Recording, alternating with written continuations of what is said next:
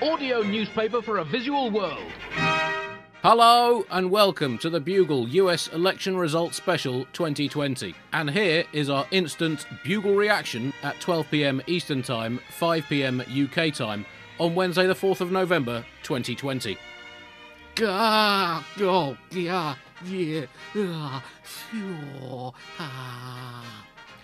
Hopefully that sums up pretty much everything that's happened over the last 24 hours or so. Fundamentally, it can't end well. It can end at best not completely abominably. We will delve into this in greater detail. I'm Andy Zaltzman, and I'm really starting to regret not using that magic lamp I bought from a curious antique shop to ask for something a bit more useful than a spare pair of elbows. They just clutter up the fridge.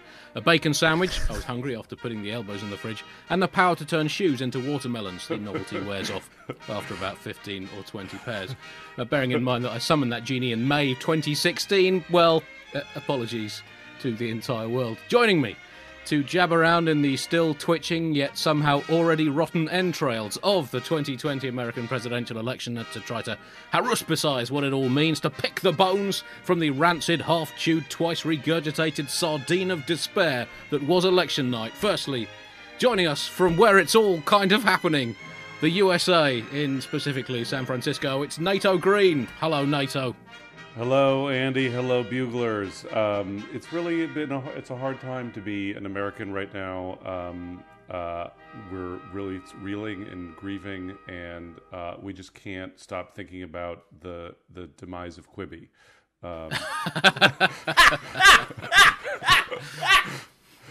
Zing. Well, take that.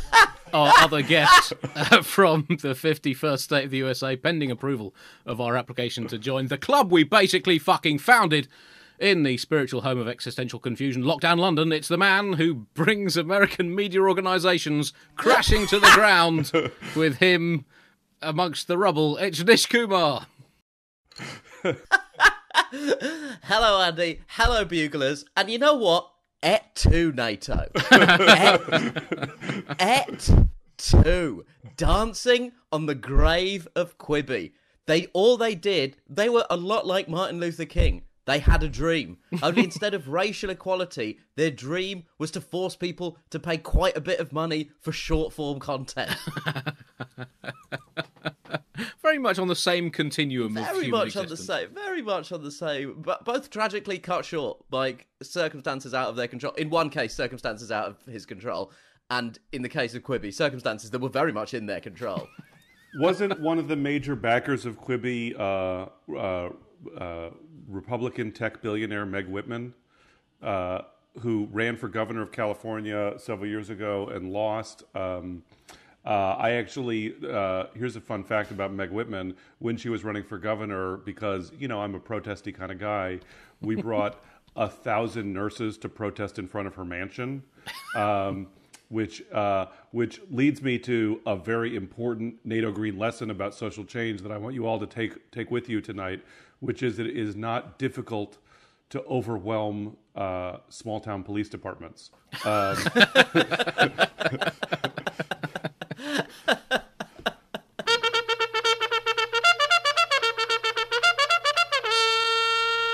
As always, a section of the Bugle is going straight in the bin. This week, in fact, several sections. A section on whatever you were planning to do for the rest of the week. A section on everything else in the world right now. And a guide on how to be an election pollster. Step 1, guess what you think will happen. Step 2, factor in a minimum pigsty contingency. That's probably it'll go shitter than you think contingency. The last T didn't make it into the acronym, but inaccuracy is all part of the world these days. Step 3, factor in another 5% nest contingency. No, even shitlier than that. Step 4, shut up and don't tell anyone your findings, they're probably wrong. And step 5, take up knitting. So those sections in the bin. We are recording on Wednesday the 4th of November, the first day of the rest of time, as it seems so many days are these days. The day after America attempted to elect its chosen old man to guide its national bobsled through the mountainous seas of the next 4 years. And yes, this is the 4th of November, so 0 years and 1 day since yesterday when a record number of numbers were numbered. And on this day in 1783, Wolfgang Amadeus Mozart's Symphony No. 36 was performed for the first time. 36 by coincidence is the percentage votes needed in 36 counties chosen from 36 of the possible counties across the USA in 36 different states that would need to rise or fall by 36% or more or less across 36% of the national vote for more than 36% of pundits to agree what it actually meant.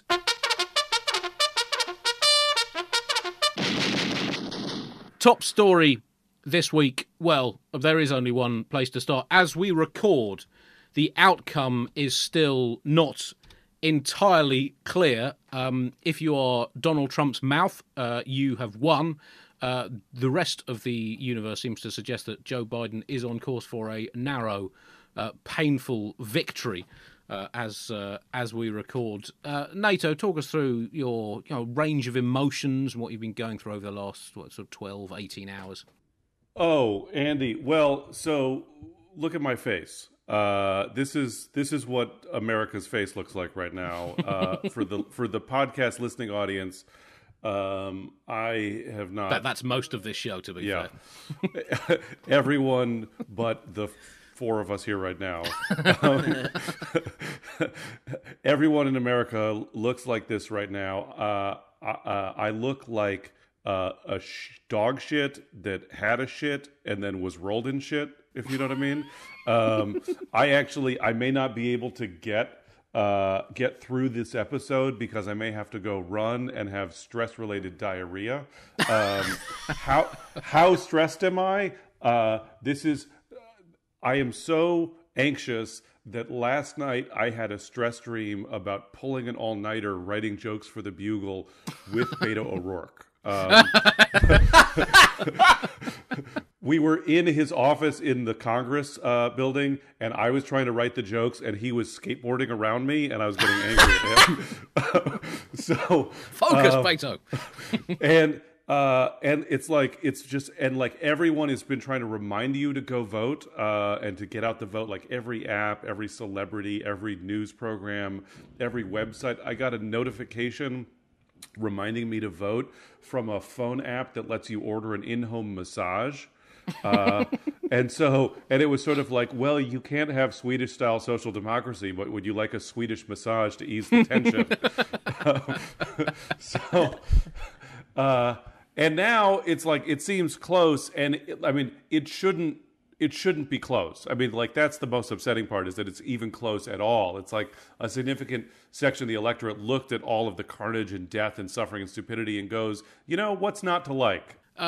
Nish, I know you were up late following it here. It's and we basically, I think everyone, all buglers, you're listening to this show, and you've stayed listening to this show over the years, you've probably been through an emotional cement mixer over the last day or few days or weeks, months or 4 years, or since 1776 when America started to go irretrievably in the wrong direction as a nation. How was it for you, Nish, election night? Well, first of all, it's a pleasure to be here broadcasting in the perineum between the ball sack of the vote and the anus of the official announcement of the result. So it's a real honour to be right in the American elections gooch.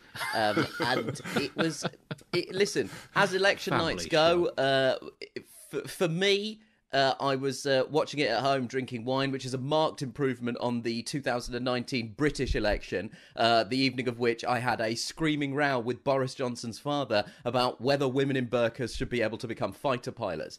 So from that perspective, We've all been there. it was a huge upgrade, absolutely enormous upgrade from my perspective. But it was a tense. I mean, it's hard to boil down one's emotions at a time like this. I have no idea how NATO is even... It's heroic to me that he's even upright and speaking currently. But from an outsider's perspective, what I will say is this. I'll say this for the guy who murdered everybody. He did very well considering he murdered everybody. That is... This is a real...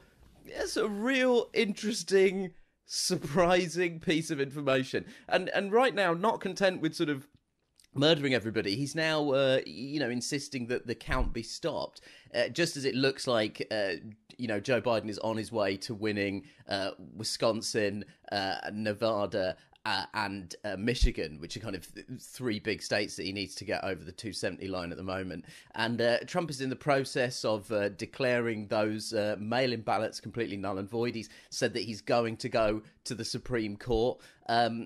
Interestingly, just as a side note from the election, early this morning, the US Embassy in the Côte d'Ivoire issued a firm statement to the government of the Côte d'Ivoire about the election that's happening in that country, calling on the government to show a commitment to the democratic process and the rule of law, and urging all parties, groups and individuals to engage in inclusive dialogue. Now, I've got to say, given what is currently happening right now in America, that is like someone telling you off for farting in a lift as liquid shit dribbles out of the bottom of their trouser leg. It is an astonishing state of play that's going on. And the questions that have to be asked now is, first of all, who the has fucking won? That's got to be the first question. And once we establish, if, as it looks like it's going to be, Joe Biden, the first question that has to be asked is, what Donald Trump has increased the number of voters that voted for him in 4 years of his presidency, 4 years of anarchy, chaos, tax breaks handed out to his golf pals, and then culminating in a catastrophic mishandling of the COVID-19 pandemic that has resulted in, it looks like it's going to result in at least 250,000 Americans dying. And what's astonishing about some of the New York Times exit polls, the statistics make for sort of semi-nauseating reading. White women in America, according to the New York Times exit polls, have voted 55% have voted for Trump versus 43% to Joe Biden. Say what you will about white women in America, and over half of them will still vote for you to be president. It's quite an astonishing result. Josh Hawley, who's a senator from Missouri, a Republican senator, has claimed that the Republican Party is the party of the working class now. Now, again, worth digging into some of these exit polls, because for households earning under $50,000, Biden actually has carried most of their support. 57% of the voters who declared for the New York Times exit poll who have households that earn under 50K, 57% of them voted for Biden. 56% of households between $50,000 and $99,999, they also declared for Biden.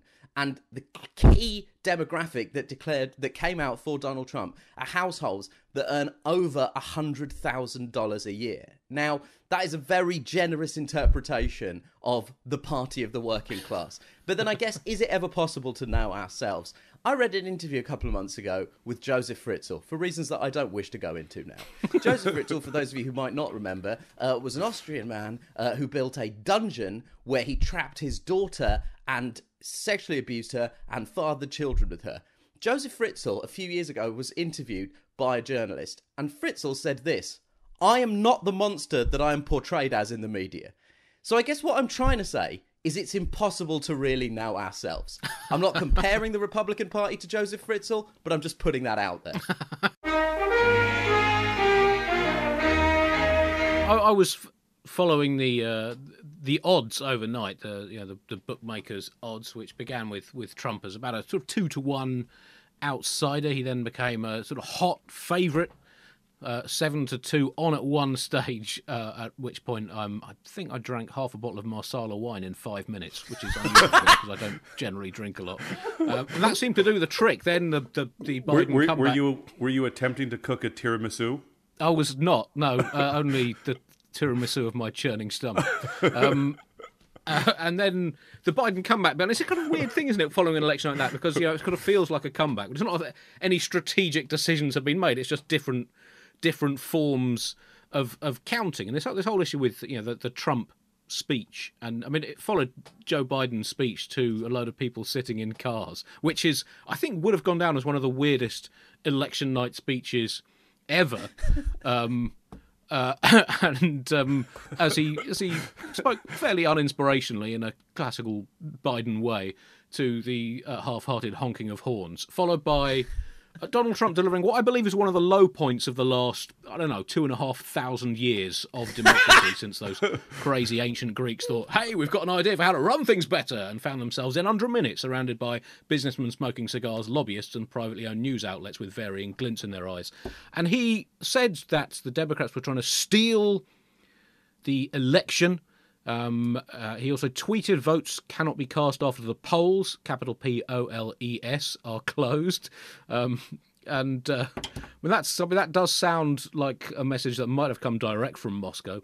It was one of the most. It was kind of genuinely chilling standing in front of the array of flags and a moment of kind of pure, unadulterated, demagogic propaganda. And I think of all the things we expected to happen on this election night, right up there for me would have been someone at some point on the TV coverage saying that the founding fathers were spinning in their graves. And this duly happened after this speech by Trump. I was watching the CNN coverage. He didn't say they were spinning in their graves. He said they would be rolling in their graves, which suggests that even the founding fathers have been ground down by 4 years of Trump and no longer have the energy to spin in there. They can just roll over in resignation and just tuck up and say, oh, please, mate, kind of hit the snooze alarm button and say, no, make it stop. I can't spin. And I'm dizzy. I am so dizzy after the last 4 years. One of the problems that has happened to American politics is how people use stats. And we have this guy, Nate Silver, who's analyzes polling data and also sports data. So imagine Andy Zaltzman with the stats with worse hair and no puns. Zing. I think you've insulted both me and Nate Silver there. And so, but he's sort of relentlessly smug and self-assured. I'm talking about Nate and not Andy at this point. In his prognostications, but he formulates everything in terms of probability so that he's never wrong.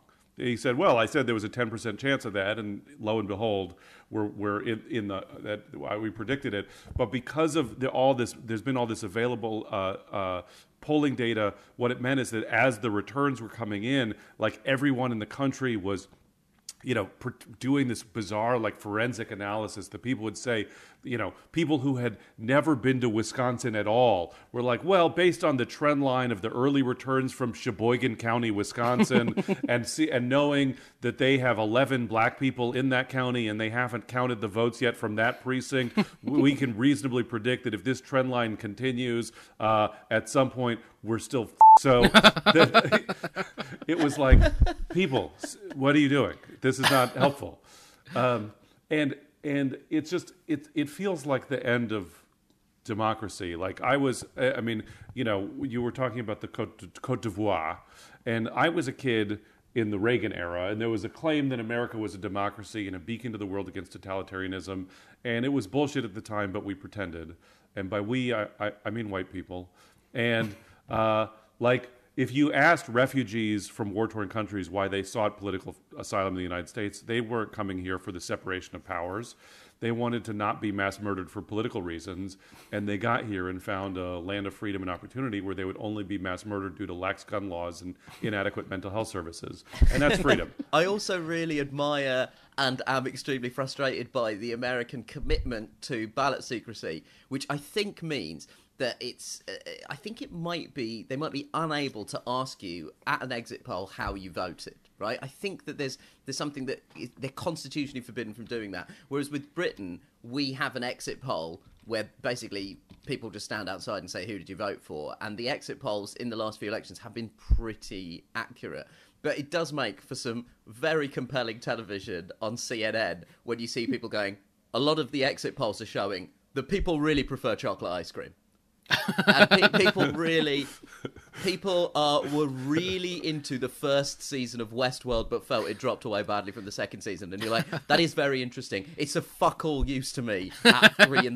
when I'm trying to work out if a quasi-fascist game show host has continued access to the biggest military arsenal in human history. But it did make for a kind of gripping night. I mean, it was churning through the possible scenarios. It was like following a test match, a 5-day cricket match, with all the arcane rules, the confusing numbers.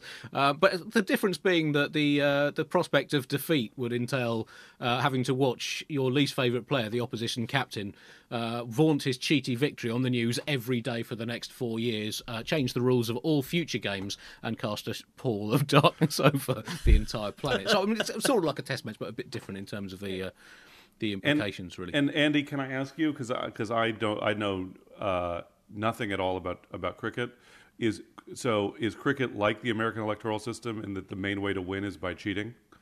Well, no, I don't think it's the main way to win, but it has been proven to be a way to win. So it's not the. I was following the vote counts that are still open, places like Michigan, Wisconsin, Pennsylvania, and the issue of the votes, the postal votes and the absentee votes being counted this sort of late stage, and it taking possibly days, which the Republicans have now been complaining about. That's one of Trump's things. Well, we can't count these votes now because I'm winning, essentially, was his argument. But it was essentially Republican legislators in those states that prevented the election officials from counting ballots early, as they were in other states. So NATO, I would ask, why would they do, other than being in league with Beelzebub, obviously, which is a pretty persuasive reason, I suppose, but why would they do that?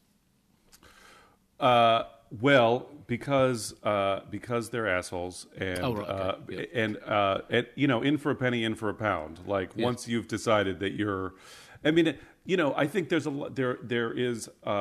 I think there's something important to understand about the relationship between people's ideology and their partisan preference, which is that voters are not, like, they're not rational optimizers. It's not like people tally up their views and say, this is I support all of Donald Trump's non-existent policies, and so I support Donald Trump. That it's sort of like, I'm a Republican, and therefore I support whatever the Republican Party says. So if Donald Trump, was struck by lightning and then tomorrow morning declared for socialism, every Republican would then declare for socialism, and that because that's how political identity works. The latest is that so historically you keep counting ballots that were postmarked by election day. That's the rule. So you have to; those are all the valid ballots cast, and so you have to keep counting all the ballots that were postmarked by election day. However, there was this whole thing about the Postal Service trying to suppress the vote, and so now there's a hearing today because the post office forgot to deliver the ballots, and so there's potentially let me see here, a ton, I think is the technical term, of outstanding ballots that were not delivered. I'm looking at a chart now by the Postal Service. So that's frightening. There were a couple of, outside of the presidential election, there were a couple of, I guess, positive news stories coming out of other races. Cori Bush was elected to Missouri's 1st congressional district. This is the first black congresswoman in the history of Missouri, and she also played a big part in the Ferguson Black Lives Matter protests. America has also elected its first trans state senator. So there are some positive stories. However, there are also some even worse stories than Donald Trump's success, particularly given we now have our first QAnon supporting congressperson. So, you've got to represent democracy. Has to represent the people, Nish. And these QAnon conspiracy theorists have been too long without representation. It's Marjorie Taylor Greene has won a seat in the House, and she is a supporter of the conspiracy theory QAnon, a conspiracy theory that suggests that there is a cabal of powerful paedophiles that are running America. Not the cabal of powerful paedophiles that we all know about. Not them. A secret one. Not the ones who went to a place that locals literally referred to as Pedo Island. Not them, amazingly. They're not the ones that QAnon is interested in. And the thing that I am fascinated by is, what does Marjorie Taylor Greene do once she gets to Congress? and discovers that there are no... I mean, the thing is, we're used to politicians not delivering on their promises, but those things tend to be, I'm going to cut your taxes and increase public spending, not I'm going to fight and destroy a cabal of powerful paedophiles. Also, somebody who has got into politics to fight and destroy a powerful cabal of paedophiles is going to be very bored when most of their duties involve having to vote on an appropriations bill for agriculture subsidy.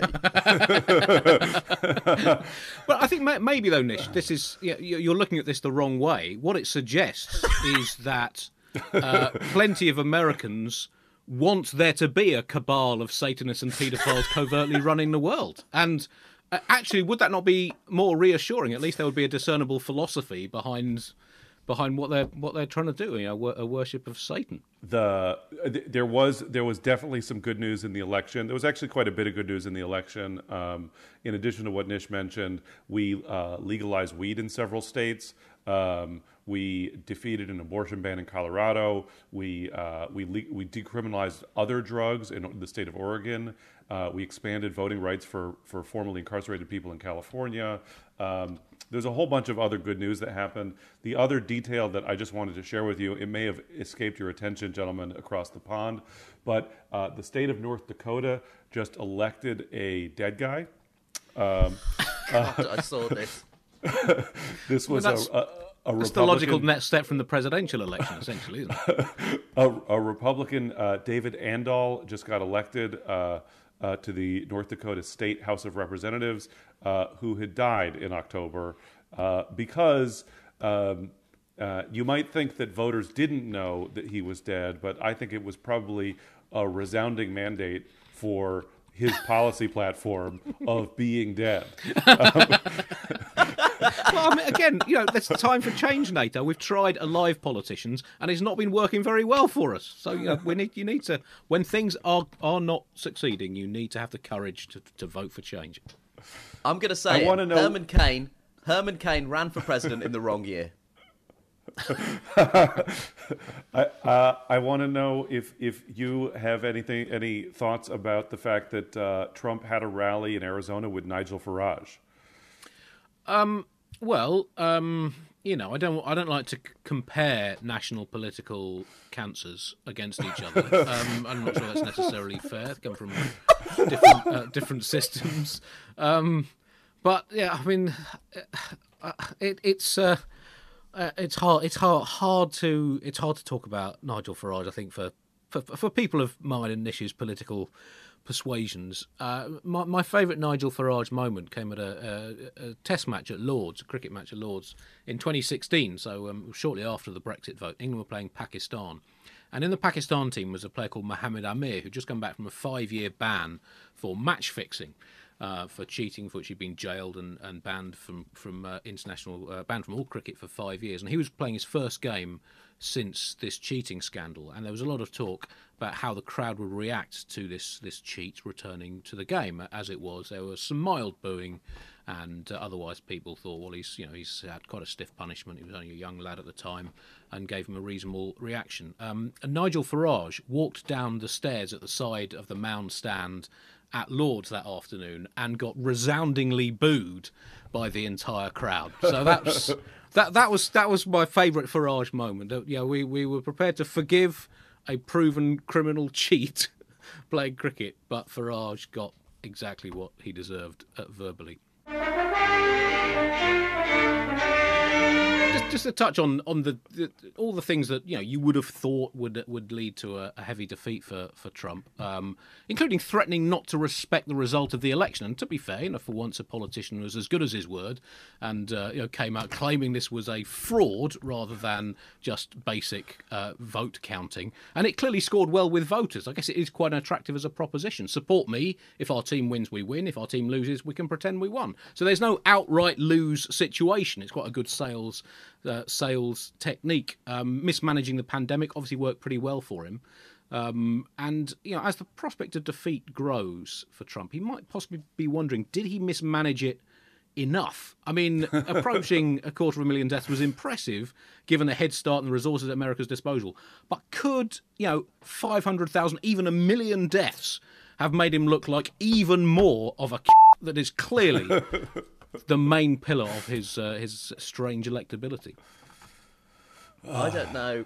I mean, I don't. Who knows how this is going to play out? I have maintained from the beginning of his presidency that the thing that I cannot visualize is the thing that has to happen in order for him to not be president in this election, which is he has to say, I concede the presidency to Joe Biden. He has to do that weird thing where he has to like call Joe Biden. Then he has to do the weird, walk, the Nixon walk, as I believe it's officially known, where he has to stand in front of the helicopter and wave the peace sign in the air or whatever he chooses to do.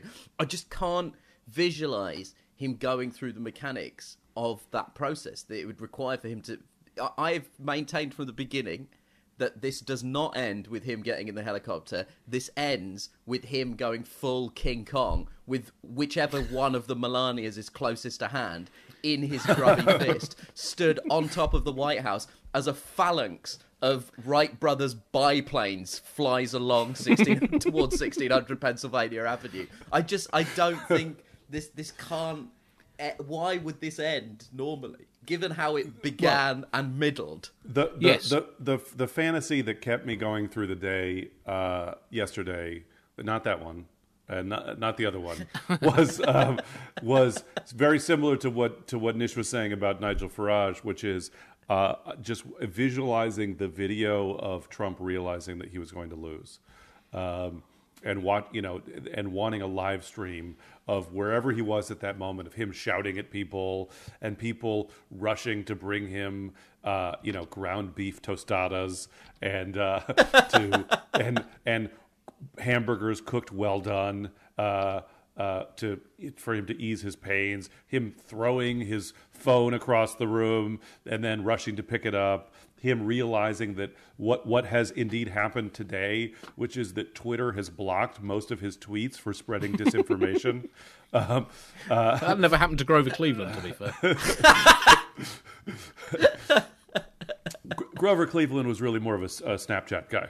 Yeah. But I mean, that's the thing. I mean, we still don't know exactly what's going to happen. The one thing we can rule out is any satisfactory outcome, because those are completely off the table. A convincing Biden win would have been satisfactory. A repudiation of the repudiatory politics of country that have defined the Trumpelstiltskin years. A humiliating Trump defeat, so his political career could end with him defined as a loser. That's been a nurturingly sweet pipe dream that we can now consign to history. A convincing Trump victory, that would have at least meant that we could accept that humanity, democracy and America have basically failed as social experiments, if I may exaggerate very slightly, and just get on with watching sport or TikTok videos of terrapins dancing to Beethoven for the rest of our lives. But this sort of hinterland of disputed results. If Biden wins, we've got the spectre of a provocatively embittered, putrescently aggrieved Trump hanging over the transition period. And indeed, the next 4 years until whatever acolyte or scion of his fetid loins seeks the right to try and become the next Trump president. It's hard to be optimistic, NATO, even if it does look like the worst case scenario might not happen now. Where we are now. So as you all know, as regular listeners to the Bugle know, I am in the middle of things. I am on the front lines. I'm involved, and so I did my share of get out the vote activities. I did a bunch of phone banking and text banking to turn out the vote. One highlight, by the way, I was doing text banking and someone replied to me, "Suck my dick," and and then I replied to them, "I'm sorry, that's not on the ballot, but you can try to write it in, me sucking your dick." And see how that goes, because that's what democracy Politics, is. It's about compromise, isn't it? But this scenario of the early returns looking good for Trump, and then Trump declaring victory before all the votes were counted, there is a word for it, which is coup d'état, or as we say in Spanish, golpe de estado, which it literally translates as punching the state, which is how it feels right now. And so there were a lot of people on the American left, like thousands and thousands who've been preparing for this moment, unions that have been talking about having a general strike to shut down the country in the event that Trump tries to refuse to count every vote or refuse to concede defeat and recognize the results. And I have to say, I wish that it was a more resounding repudiation, but the scenario of Trump losing and then mass protest having to force him to office is pretty fucking exciting to me. We've seen it happen all over the world in Chile, Thailand, Iraq. There's all these countries where right now in Poland, where millions of people take to the streets and they are able to drive an illegitimate and unpopular regime from power. And the key thing that you have to remember to win these moments tactically is it's not just about mobilizing and protesting, but it's about specifically not going home. And at a man of my age, that's difficult because I have reached the age where I have to pee more regularly, and so at some point I have to figure out how to find a loo. But and this is what you need to do is when you set up your overthrow the government Facebook event. Usually, like, you'll have a Facebook event where it's like the rally goes from noon to 2, and then we're going to go get a burrito and then go home and watch Netflix. But if you want to overthrow the government, you need to have no end time. That it needs to be the rally starts at noon on Thursday and then continues until Trump is perp walking in handcuffs directly into Guantanamo. And that's the fucking plan right now. And buglers, I want you to know that you have a part to play. You have a historic destiny that only you can deliver in this moment, which is we are as we speak, people like me are all over the United States figuring out ways to have strategic disruption, what they call nonviolent resistance, civil resistance, targeted non-cooperation, to shut down key choke points in the economy, to force an economic crisis so that Trump leaves. And Trump has a golf course in Scotland. And if Andy and Nish and Mark and Tiff and the other members of the UK-based, what you might call the Bugle Expanded Cinematic Universe, went to Scotland, occupied the Trump golf course in Scotland for a live tape, masks on, socially distant, live taping Bugle episode to shut down the Trump golf course and do a pun run until the regime falls, I think that could do the trick. Well, I'm up for that, certainly. It would be my honour to express solidarity for our siblings in America by taking a dump in a sand trap. And I'm not saying that because that's something I've thought about doing before, and this is a convenient excuse for it now. Trump, one of the tweets he put out was that how his lead in these states that are counting a lot of postal votes had magically disappeared. Very much like your fingers.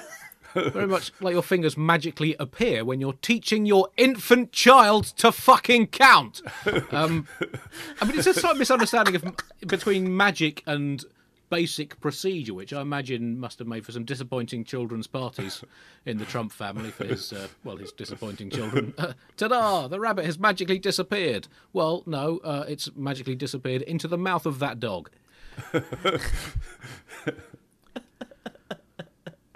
It's a really fascinating exercise in watching someone who's never had to struggle for anything in their entire life be confronted with the reality of what happens when you lose something. Like, it's almost as if Trump can't psychologically conceive of a situation in which things have gone badly for him. Largely because, like, the only things that have ever gone badly for him have ended up going extremely well for him. His, like, bankruptcy was just a creative piece of accounting. So he's never really experienced the tang of failure. And, like, normally all that results in is an adult having a tantrum. But when that adult commands the most well-funded military in the world, it gets slightly spicier. I think, as I reflect on last night, it made me realise the number of things that I fundamentally do not understand. These include America. Americans, the people. I mean, do I want to understand them? I'm not sure. The American political system, how Americans use the American political system, humans in general, how the did we make it this far as a species? Christianity, I don't fully certainly the Mike Pence version of Christianity. I don't know, in that the Trump speech that he gave last night. I don't know if Pence was there thinking, what would Jesus do? And if so, maybe fair enough, because Jesus, of course, did famously pretend not to be dead, even though all the evidence suggested that he was definitely dead. He then delayed the results for days, never admitted being dead, and it led to unending squabbles going on for generations about whether or not he did in fact die. So, in fact, that does kind of sit quite well with the Trump-Pence way of reacting to this election. Optimism, I don't understand optimism. Because that seems to me the path to guaranteed disappointment, and I cocoon myself in an assumption, and this is more so after the last few years of democracy, which haven't gone particularly well for people on my various teams. So even now, actually, Trump's now he's come into 7-2 while we've been recording. Yes, I'm not counting those chickens. I'm looking at those chickens, saying, what are you deceitful planning? The third millennium, I don't understand that, especially given the second millennium. That appears that we've not entirely learned any lessons from that. I don't really understand logic, sense, statistics, and Florida. Absolutely no idea. Florida is a mystery wrapped in an enigma, wrapped in a Hawaiian shirt. I'm attempting to understand Florida could finally drive you off the edge, Andy. Right. Yeah. It's. I think it's probably best that I leave that for another year. So let's just quickly look ahead to what's going to unfold over the next few days. This is another one of those bugles that might be totally obsolete by the time anyone listens to it. I guess for the things that we know definitely won't happen, it's easier to rule these things out, is everyone will relax, Trump will shut up, America will reach out in American parlance, and also in American parlance, heal. The Republicans will remember what the they're supposed to be, or everyone will sit down calmly at the end of all this and think, what lessons can we all learn from that? That will not. None of those will happen. Where are we going to be in a week's time, NATO, do you think? General strike, bro. You think that every week, though. Well, I don't know. Here in London, we're going into a 4-week lockdown, which I'm sure you're very, very excited about. Very excited about the lockdown. Very excited about lockdown 2. It was a very exciting announcement. I didn't think that when they trained newsreaders, one of the most essential pieces of training a newsreader could receive in 2020 was fill in for time while the government shits itself. Because the lockdown announcement was delayed by a couple of hours at the last minute. And then Boris Johnson came out and said things that were incredibly serious and dull whilst looking like an absolute cartoon. Like the announcement was like watching Fozzie Bear give a TED talk about hospital administration. And it's, we're having a second lockdown to perfect our test and trace system, which I don't even know what that is. Like, our test and trace app is the least successful app of this year. And I say that as someone who did a show on Quibi. And that's how bad things are. Well, Lockdown 3 is happening in Washington, D.C., with Trump barricading himself into the White House with an 8,000-foot fence. Full King Kong. I mean, that was. I mean, he's criticised a lot for being, very short-termist, not really thinking much beyond the next news cycle. But this 8,000-foot fence, NATO, I mean, it keeps people out, it keeps him in. It's both an attacking and defensive manoeuvre. It's going to be quite hard to extract him, isn't it? Before we as we try to release him back into the wild. Yeah. So here as an uncomedic plug, the group that I'm following is called Choose Democracy, and if American-based buglers should contact Choose Democracy to get trained about how to non-violently overthrow the government, which is what we're about. In the scale of grand historical tasks, overthrowing the government is not that hard. I mean, it's hard, but it's not hard like me losing another 10 pounds is hard. So.